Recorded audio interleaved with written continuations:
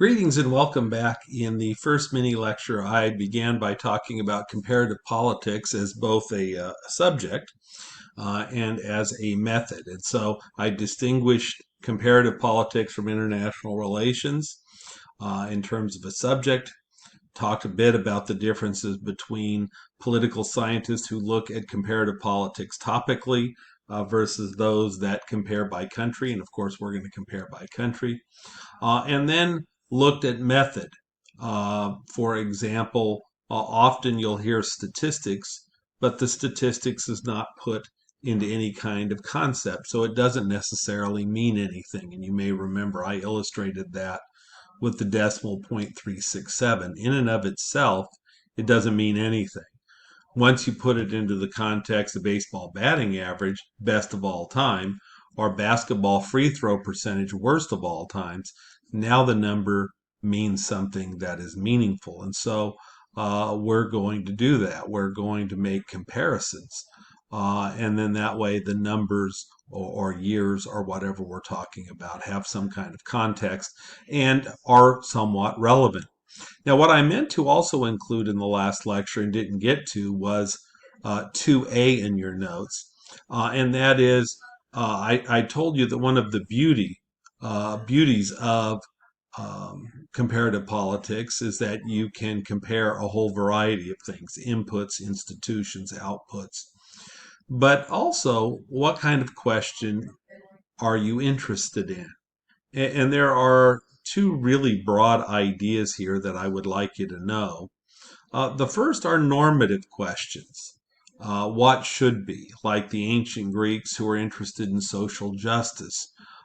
They were interested in what kind of political system might promote social justice. And we talk about social justice today, and it is a normative question.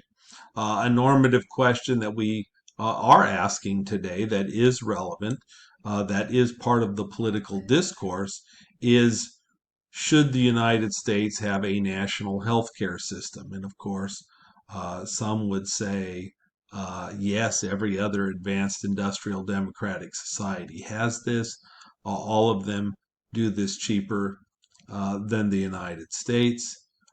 Critics would say that we shouldn't have a national health care system, that the vast majority of people in the United States are taken care of, that this would drive the insurance company out of business, that it would limit choice to consumers, etc. And so you might have two very different answers there. Or are you more interested in empirical observations and measurement? That is to say, what is, for example, and not necessarily be interested in putting a value judgment on whether it is right or wrong. So that should have probably been in the last mini lecture. And so in this mini lecture, I want to really start with something new under the heading Why Compare? And the reason for these comparisons are because political scientists want to try to develop explanations for what is going on and to test theories, for example. And I gave you two concepts that I want you to know for exam purposes here. The first is a hypothesis.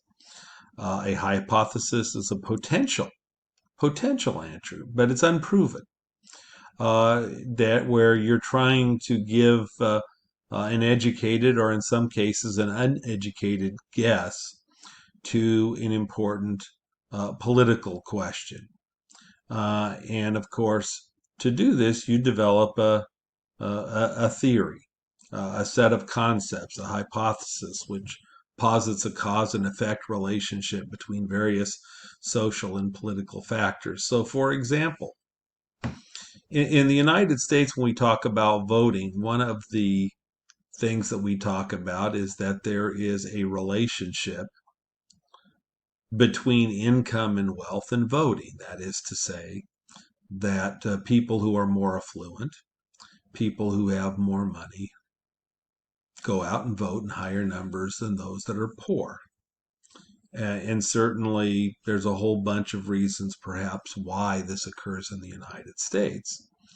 And a lot of people make the assumption that this is true everywhere, and it is not true everywhere. For example, if you look at the country of India, poor people are more likely to vote than those that are more affluent. And so maybe the explanations, maybe the societies, maybe differences there may explain this.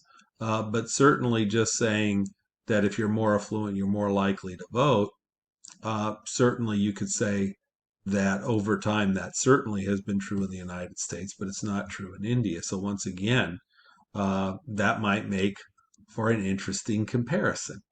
I know one of the things that I heard on a conservative political talk show um, a few years ago, it wasn't that long, but I'd say maybe 5 years ago, the commentator was talking about how and why women vote more liberal than men. And of course, his theory was that women are more emotional, they think more with their heart, men are more logical, they think with their mind, and therefore, uh, women are the soft hearted creatures, and men are more realistic. And so he was basically saying that men are more likely to be conservative because they're more logical than women. And of course, I was in the car screaming at the radio saying, well, then why throughout Europe do women tend to be more conservative in their voting patterns than men, for example? If you look at France, for many, many years, women have been more conservative. And of course, in France, that's motivated because women are more likely to be churchgoers. And in France, the best predictor of voting behavior is degree of religious conviction. And women tend to be better Catholics in France, attend Mass more often than do men. And so a hypothesis in theory that fits one country may be very different than another. So the notion of gender in the United States, where women tend to vote more liberal and men more conservative, does not pan out in most European societies. And so reality is a lot more complex than a simplistic theory that women are emotional and men are logical. It's not a very good theory. Now, to me, and I pointed this out in the notes, the question of what to compare to me is the most interesting. And one thing that many people think is in comparative politics, you're only interested in comparing one country to another. But a research question that's really interesting to me, for example, when we get to France, is that France has had 5 experiments in democracy, 5 republics. The first 4 failed miserably. The 5th one appears to be very, very stable. So the interesting question is, well, why did democracy fail the first 4 times in France, and why did it succeed the last time? So you're comparing the past to the present. So the Third Republic in France lasted from 1870 to 1940. The Fourth Republic only from 1946 to 1958. The Fourth Republic was very unstable. There were 26 different governments formed in France in a 12-year period. And so an interesting question there would be to compare the weaknesses of the Fourth Republic to the stability of the Fifth Republic. And, you know, you're going to learn that the Third and Fourth Republics were far more democratic than the Fifth Republic. In the Third and Fourth Republic, the emphasis was on equality. And in the Fifth Republic, you have a conservative, de Gaulle, who emphasizes stability over equality. So there's a past to present. Or in Germany, why did the Weimar Republic only last from 1919 to 1933 and then fall into chaos with Hitler? And why has the current democracy in Germany been so stable since 1949? So I like those past to present questions. There's probably a lot of historian in me. Obviously, what we're going to do in here is we're going to compare country A to country B. So when I talk about Britain, I'm going to do a lot of comparisons with the United States because that's the country you know. Once I finish Britain, then I'm going to compare France primarily to Britain, although I may compare them to the United States as well. I told you about other comparisons, uh, the number of political parties that are relevant, comparing presidents to prime ministers, or comparing budgets of countries. The last thing on this page is really very straightforward. You should just have a basic notion of what these are if I were to ask you a question about one of them on the exam.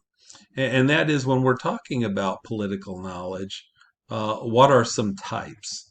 What are things we're interested in? Now, in an introductory course like this one, I'm interested, frankly, in description. I want you to develop a political vocabulary. Um, uh, when we're talking about description, we're not talking about whether something is good or bad. We're not talking about it being normative. We're talking about it being empirical. What is? So, for example, the United States has 50 states and Germany has 16. It doesn't make the United States or Germany any better or any worse. Or if I tell you, as the notes point out, Donald Trump was elected president in 2016, Joe Biden was elected president of the United States in 2020. You may like Trump better or you may like Biden better, but in and of itself, just reading that Donald Trump was elected president or Joe Biden was elected president or any other person was elected president isn't good or bad. It is just a straightforward political fact. And so certainly uh, you're going to be exposed to a lot of straightforward political facts. And I think you need to have a good grasp on basic facts before you begin building theories. If you don't have a good building block politically, it's hard to try to explain, and that's explanations the second. For example, we could have a hell of a debate about why wealth and income inequality is greater in the United States than any other advanced democratic society in the world. Given the fact that the United States is known around the world as the most affluent society in the world, it is a really, really crazy fact that over 1/8 of Americans live in poverty. So the country's wealthy, and yet you have a lot of people living in poverty. Certainly, depending on your political persuasion, you would have a different explanation for why that is true. It's not just a basic fact. Uh, there is something there that is important in terms of explaining it. And then the last one is prescription. Right? You're familiar with this concept. You get sick and you go to the pharmacy, you go to the doctor prescribes you something. And if the prescription is correct, in theory, it'll make you better. So in the political world, when we talk prescription, we're talking about what should be done. So I mentioned one of these earlier. So everyone agrees that there is a healthcare crisis in the United States. The U.S. healthcare system is not even ranked in the top 10 in the world. And so if you play with the market, for example, allow competition to allow insurers to compete across state line, if you allow for drugs to be bought by states from other countries, would that be a better cure for healthcare, or should there be a single payer governmental system for healthcare? And certainly conservatives and liberals would have a major disagreement over the prescription. Both of them might say there is an illness in healthcare, but their prescription for curing it would be very different.